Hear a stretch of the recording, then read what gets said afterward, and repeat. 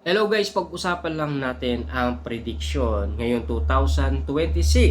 Daniel Padilla tatamaan ng mild stroke ayon sa isang manghuhula sa kanyang ula umano kay Daniel Padilla. Marami na umanong nagsisitanong kung totoo nga ba ang naririnig nating usap-usapan.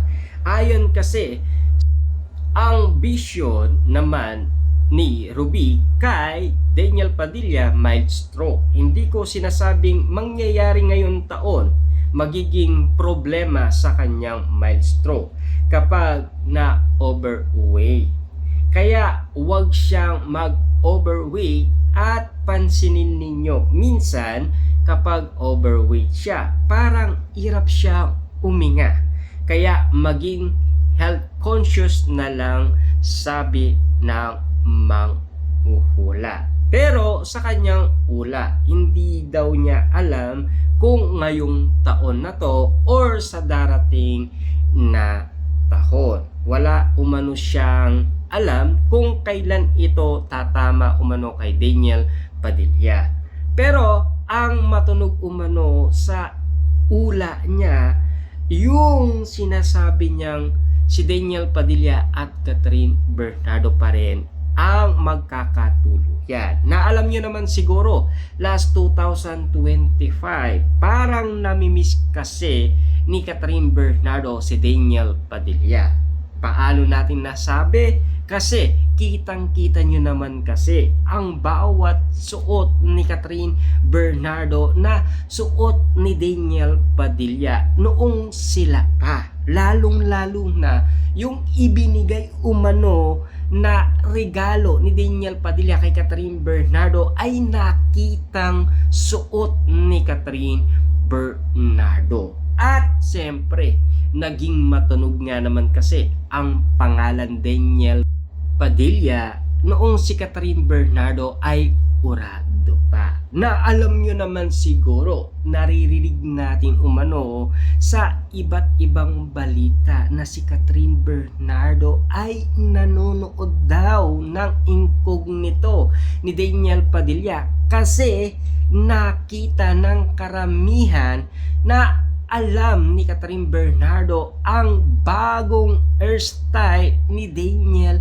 Padilla. Kaya nga naman kasi tawang-tawa umano ang kasamang urado ni Catherine Bernardo, lalong-lalo na ang mga Katniel fans. Kaya nga naman kasi muling pasabog na naman ni Catherine Bernardo at Daniel Padilla ang bawat naririnig natin. Kaya nga naman kasi lahat na lang ng naririnig nating usap-usapan umano ay parang naririnig na natin na may pasabog talaga ang ABS-CBN na muli silang pareha. Ibig sabihin, muli nga bang magbabalik sina Daniel Padilla at Catherine Bernardo? Alam nyo naman siguro, miss na sila ng Katniel fans. Hindi lang naman sila kasi marami pa rin umanong nasa ibang bansa na sabik pa rin kina Daniel Padilla at Catherine Bernardo. Alam nyo naman siguro ang balita na parang si Catherine Bernardo pa ang nagligtas umano kay Daniel Padilla sa issue niya noon, na parang bumalik kay Catherine Bernardo lahat ng nangyari noong pinag-usapan ang iwalayan kanya. Kasi parang baliktad umano ang mga nangyayari.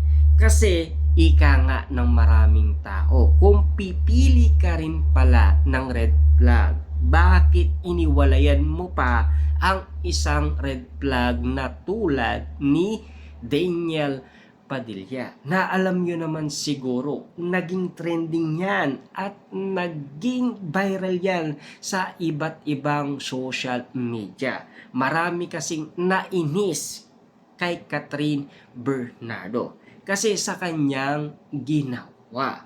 Dahil nakita umano si Catherine Bernardo at si Mayor Mark Alcala daw na magkasama na pupunta umano sa Australia. Bagamat inalam yan ng balita na magkaiwalay pala sina Catherine Bernardo at Mark Alcala at magkaiba pa ang kanilang pila, di ba?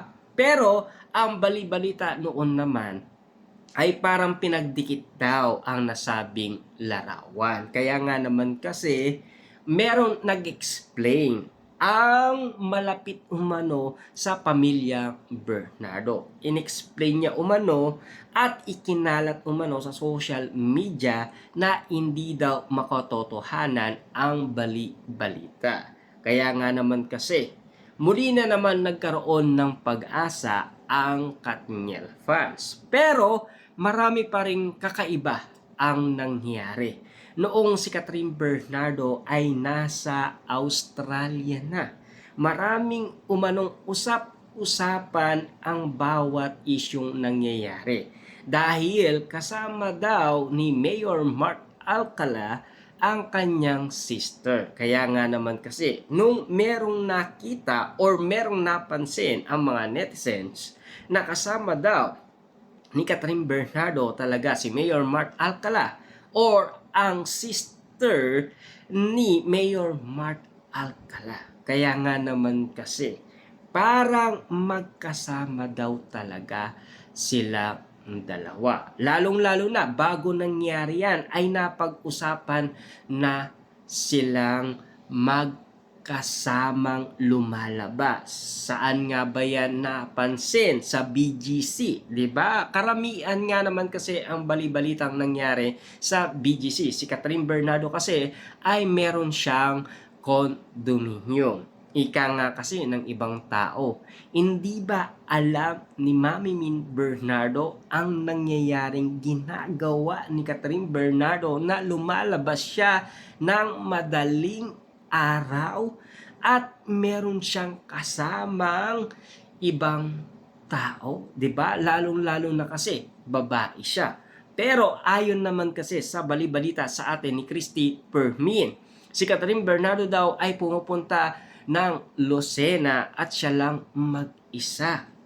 Ayon sa kanyang balita, si Catherine Bernardo daw ay bumababa sa sasakyan at sumasakay sa sasakyan ni Mayor Mark Alcala. Doon daw sila nag-uusap, bagamat bumababa daw lahat ng stop